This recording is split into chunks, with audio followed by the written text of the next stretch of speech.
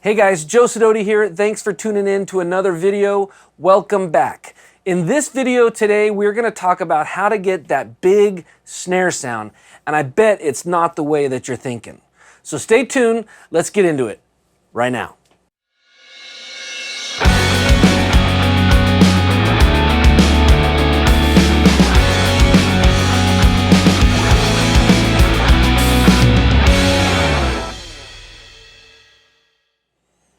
All right, let's talk about snare drums. Now, the snare drum is arguably one of the most important aspects of a mix.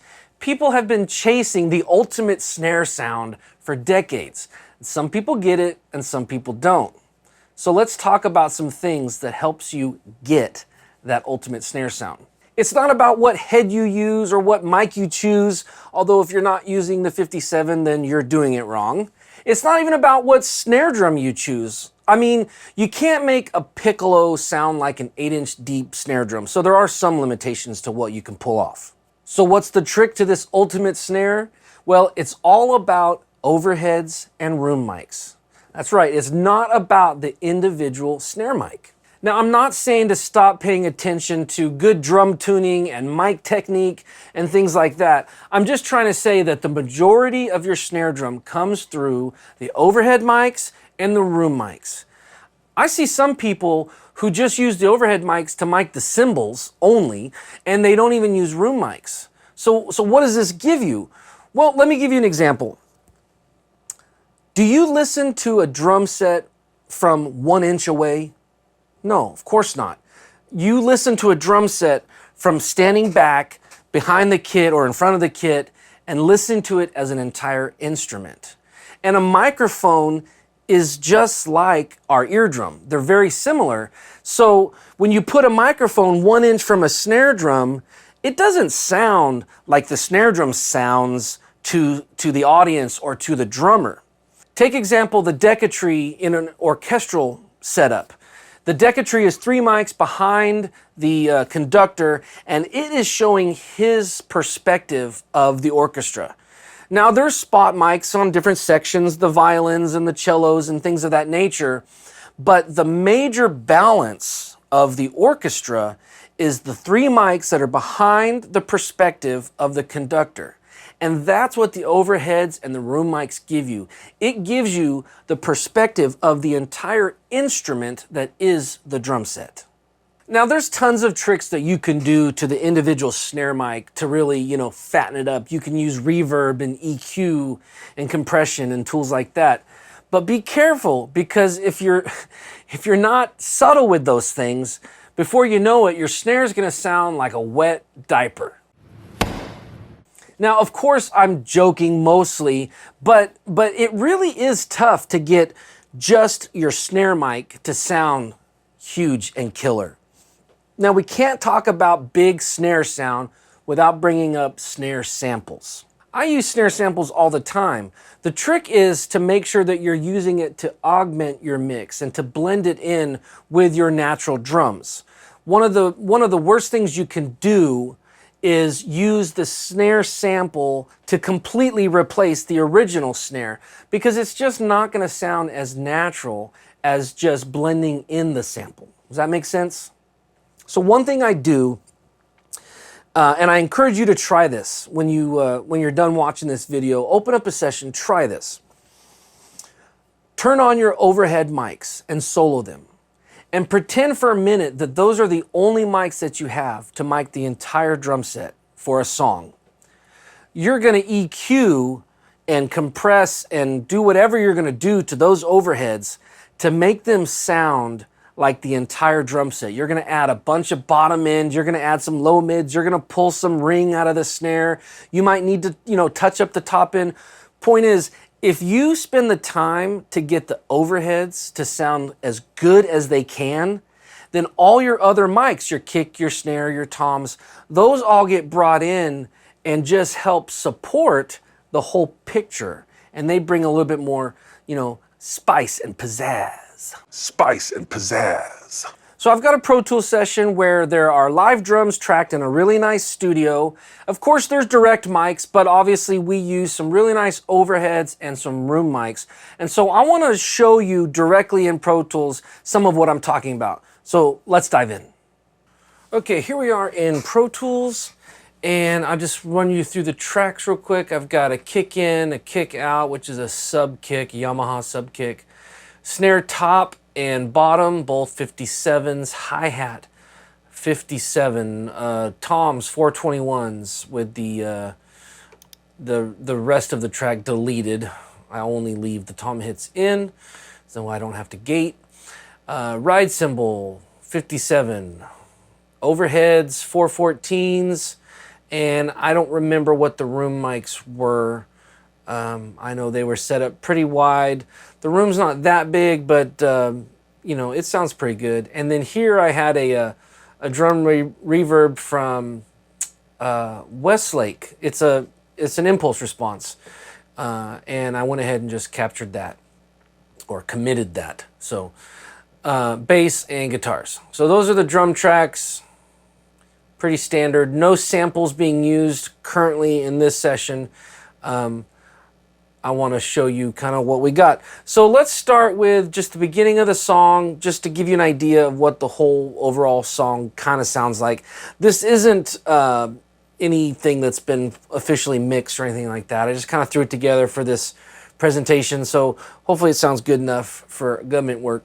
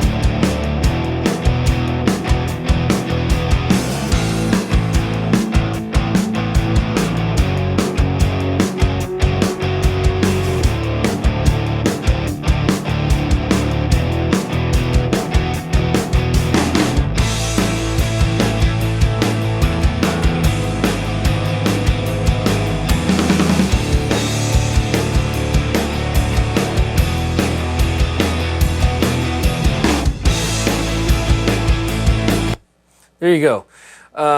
That's kind of what it sounds like. So let's dive into just listening to the drums. All my drums are going to a drum master, if you will. I'm not using this L2.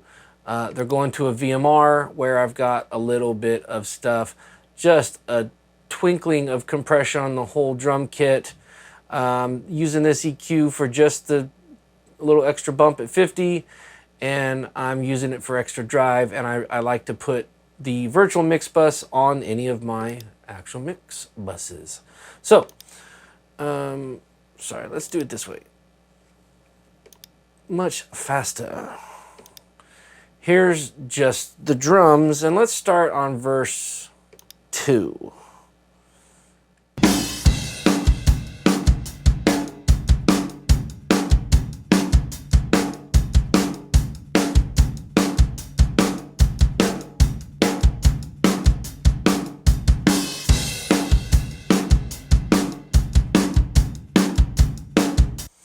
So hopefully you're listening on good speakers and you can hear that it's just a solid, normal drum track.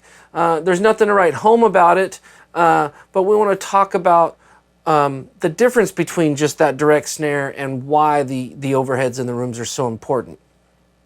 So let's listen to just the overheads and the rooms, and then I'll bring in the reverb in just a minute.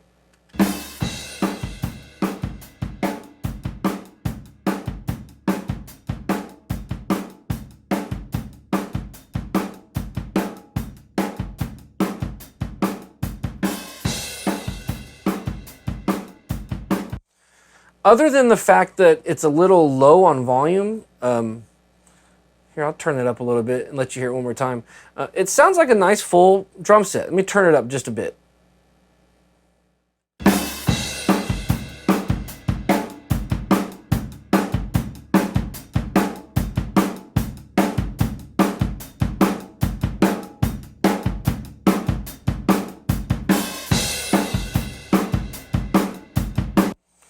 Okay.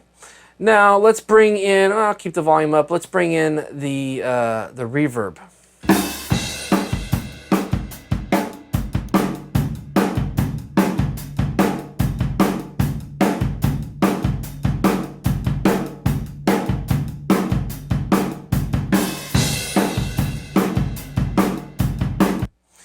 I really like that. It really fills it out. It makes it, you know, seem like it's in an even bigger room. Let's take a look at the EQ that I've got on my overheads. Remember earlier I was talking about, sorry for the squeaky chair. Remember earlier I was talking about making the overhead sound as good as they can, as if it was your only mic. I mean, here's some EQ that I'm doing to the overhead on the hat side, so that's the drummer's left. Just adding a whole bunch of bottom, pulling a little funkiness there, adding some crack to the snare here. This is the overhead on the right side, or the drummer's right. You notice they're not EQ'd exactly the same. I mean, the mic sounded slightly different. I just turn the knobs until it sounds the way I want. Room mics, the room that was on the hi-hat side, I'm rolling off some top end and some extra crash. I wanted it to be a little bit warmer, and the mics that I used, I don't remember what they were. They were a little on the bright side for me. And there's the room on the right side, and the same roll off on the top end, but then I added some crack. It's just like just to balance it out and make it sound right. So anyways, that's what I'm doing on those tracks. Now let's listen we'll listen to that one more time, and then we're going to listen to just the snare. You can hear the difference.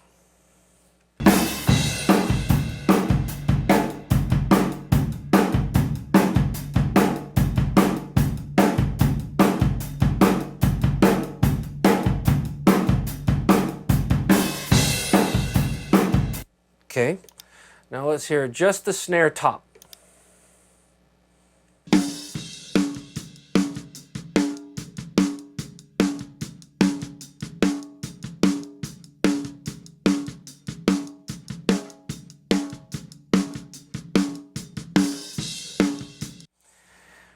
Really doesn't sound good. Again, it's like there's a mic 1 inch away from the top. I mean, I can bring in the bottom snare. Here's what that sounds like.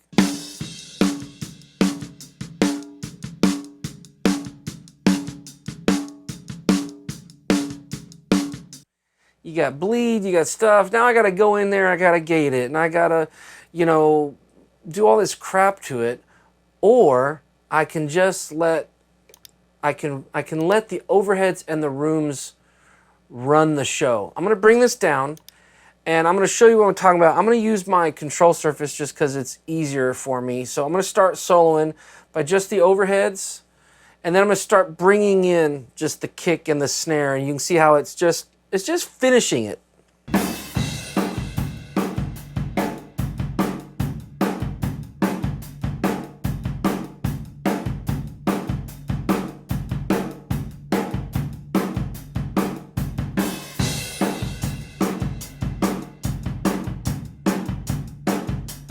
Here's the snare.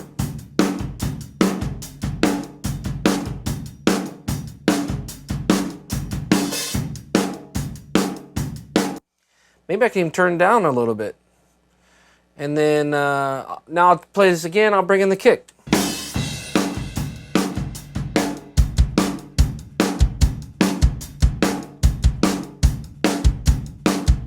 I mean, other than the toms, which aren't playing right here, and the ride cymbal, which also isn't playing right there, that's it. I mean, we start with those overheads, we start with the room mics, and we get those sounding big, and then we use that as the basis on how much snare, as opposed to starting with kick in, snare top, trying everything you can to finagle all that bleed out. You notice, I'm not even worried about it. Like, once the drum mix is going, I'm not worried about all that hi-hat bleed and that there's kick in the snare. I don't care. So long as it's in phase, I really don't care. But what's important to me is that the whole kit sound good. Nobody, and let me repeat, nobody is ever going to listen to your song with the snare drum soloed, right?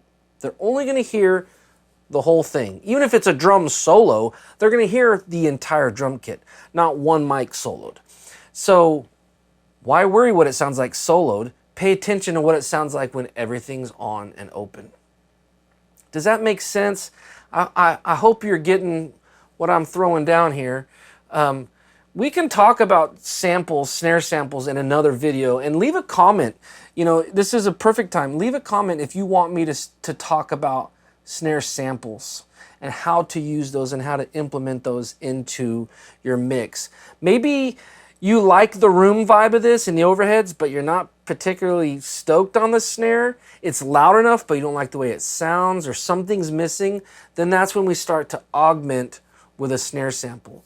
But the point of this exercise was to just show you how much of the snare sound is actually in the overheads and the room mics if you allow those to be open and wide. So that's it.